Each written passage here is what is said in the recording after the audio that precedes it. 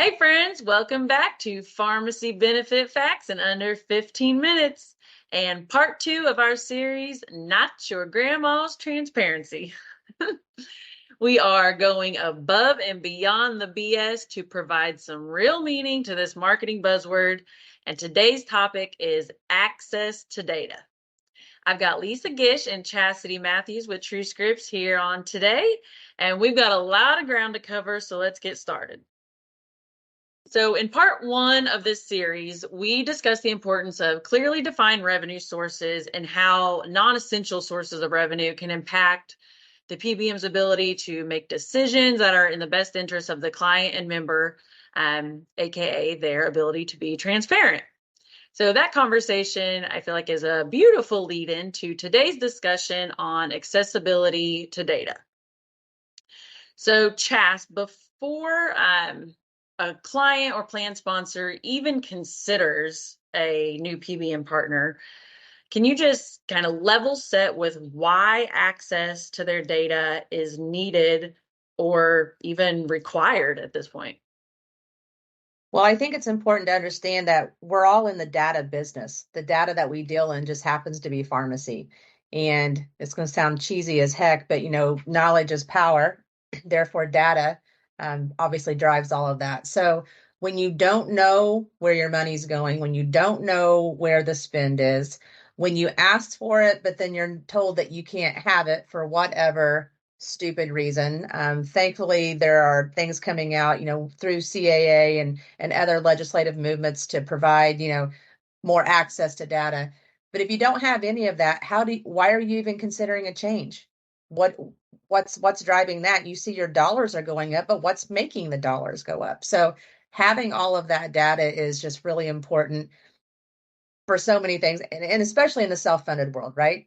You're not insulated through a fully insured model. You're taking on risk. You're paying for the risk as it happens, and yet you're just writing a check and you don't know why. So having that data obviously would be important to anybody trying to make any decisions about their pharmacy spend. For sure, important. And that's kind of why I threw in that last caveat of needed or even required, because for self-funded clients, it's their data. And at this point, even the government is coming in and kind of mandating that they have access to that data. So it really is, it's a big deal and something that plan sponsors should really demand from their PBM. Now, once they've gotten to the point of getting some of that data, um, can you kind of go through the need for NDC level data and pharmacy data and why that level of detail is needed for comparative or repricing analysis purposes? Sure. So oftentimes, let's take one step back. Whenever you're requesting the data, you need to know what data you need, right? And to your point, NDC level data, date of service, pharmacy dispensing, the dispensing pharmacy, that type of thing, all very important because no drug costs the same thing, same price at every pharmacy, right? In the PBM space, we have pharmacy networks that we negotiate on behalf of our plan sponsors, but those pharmacy contracts obviously differ. Two pharmacies could be side to side, and they're going to have a different price for the exact same drug. The exact same drugs have different NDCs based upon package quantity, who the drug manufacturer is, yada, yada, yada. That all has its own pricing information assigned to it. So the more data that you can get specific to each individual claim, the more accurate a repricing process is going to be. Now, we all know that a repricing process it's the only tool that we have from a pricing component of a PBM service offering. So the more detailed it can be, the more accurate that PBM should be able to regurgitate pricing expectations back to the client or the broker partner. Right. And I think even from a comparative stance, knowing that you are looking more at apples to apples, because you like you said, you could have a drug name there on the screen, wildly different prices, but not realizing that PBMA is using this NDC and PBMB is using another NDC and has also maybe looked at their best pharmacy contracted pricing and use that as well. So you really could be comparing more of apples to oranges in that sense. So Absolutely.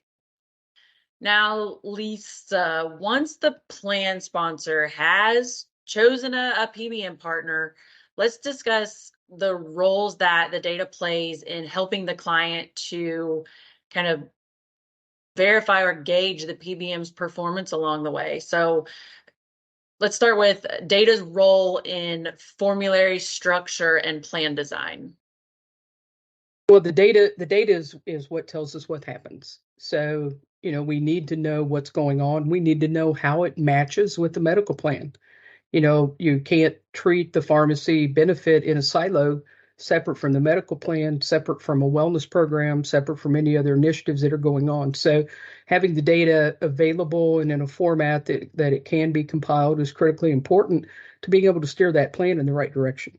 And also we talked about NDC level, but NDC level has some tremendous value, but it also could be a negative. We might need to roll up those NDCs to a common drug name at a GPI level, perhaps, so that we know exactly what we're talking about from a therapeutic category standpoint or a particular class of disease state. So, you can't do any of that if you don't have the data, obviously. You need to be able to have it when you need it. You need to be able to have it in a format you can use it in. And both of those things are things that we run into constantly with existing clients and prospective clients where they're prohibited from having that, or it's just hard to get to, or we also hear, unfortunately, people being charged for it. All of that is unfortunate and it's unacceptable. As far as I'm concerned, in the self-funded world, it's your data. You deserve access to it when you need it, how you need it, and anytime you need it. Wholeheartedly agree. And I'd also like to touch a little bit on, so you have data over here, which is this kind of hard concept, and then you have this member and patient experience. They seem so wildly different or siloed and separated, but they can really come together. Data can play a role in enhancing the patient experience and lowering the overall healthcare spend. By analyzing that data, it's not just prescription drug spend. Can you talk a little bit about that and how having a comprehensive view of all of the RX data on a planner for a particular patient can play into enhancing that experience? Yep, and it really does have to go at the population level. So, we want to look at the patient's whole health level, not just what they're spending on drugs or what they're using in terms of drugs, but how are they faring with a disease state like diabetes? And it takes other data sets as well. But if you don't have the drug data, you certainly can't see if they're using the medications that's been prescribed to them as they're supposed to. That's critically important. No different than we would want to look at lab data to see if they're measuring their hemoglobin A1C as often as they should. So it's really about really guiding that patient's health in the right direction. We play a pivotal role, just like the other players in their care team. And you can't do it without that data that needs to be present. So it's very critically important. I think a big differentiator for TrueScripts in that we have everything, all of our program and service offerings are in-house under our roof. So we do have a comprehensive view of all that data. Specialty drugs are not carved out to another vendor, so they are not siloed from the patient's treatment therapy plan. We have a holistic view of everything, which is so important. We can monitor for those drug-to-drug interactions, and we can get into that more later with our clinical focus. But while we're on the data topic, Chas, I'd really love for you to talk a little bit about what TrueScripts has done in the data space. I know you say it often. We're a data company who happens to deal in the pharmacy space, but we really have taken a big stance there. We have a robust data analytics team. So I want you to talk a little bit about Iris and everything else that we're doing in that space. Sure. So Iris is the name of our data warehouse, our data platform that we built in-house at TrueScripts, built on a Microsoft Power BI platform. So it's a lot of ability for all levels of our organization to slice and dice and understand and regurgitate that data in a lot of ways. So like I said before, there is power in the data, but you have to understand the data and be able to, get that data where it needs to go. To Lisa's earlier point, we're just one player in a patient's medical journey. So having all of that data at our fingertips and being able to send it out where it needs to go, when it needs to go, how often, who needs to receive it, all those things. We say all the time that our clients' data is just that. It's their data. We house it for them, but where it needs to go is really their call. So I think having invested in a team that understands that our foundation is providing access to that data, they've just really created a platform to put that data back out into the hands of the people that really need it.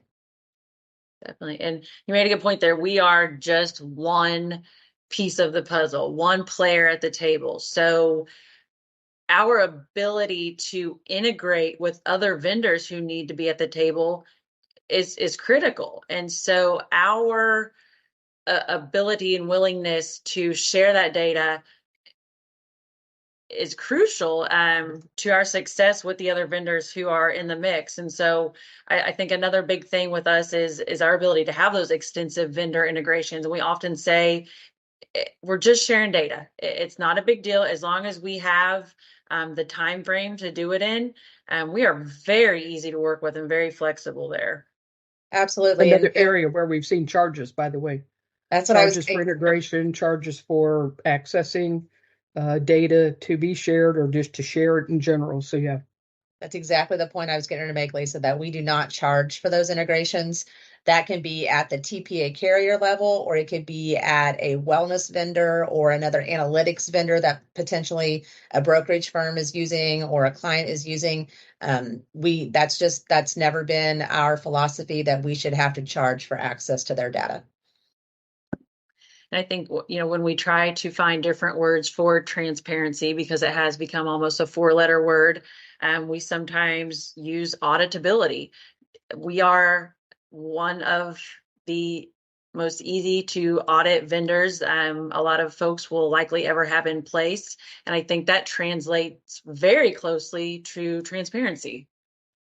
That's right. And I think it's important, anybody that's dealt with any, I won't call out names, but larger PBMs or even large carriers, anything, of that nature, you're used to getting partial data, right? You may get a top 25 report that you're thinking, okay, great, this is going to be everything I need to know, but then it's randomly redacted.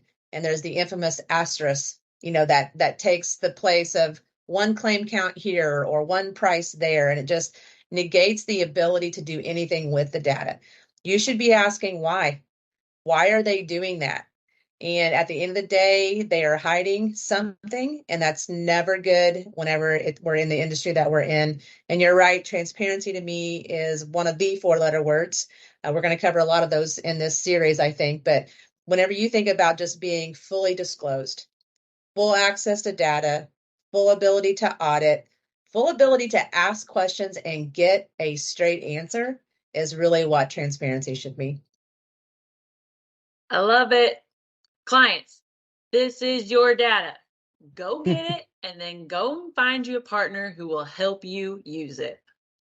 Shameless plug, TrueScripts. Thanks, y'all. We will talk again soon.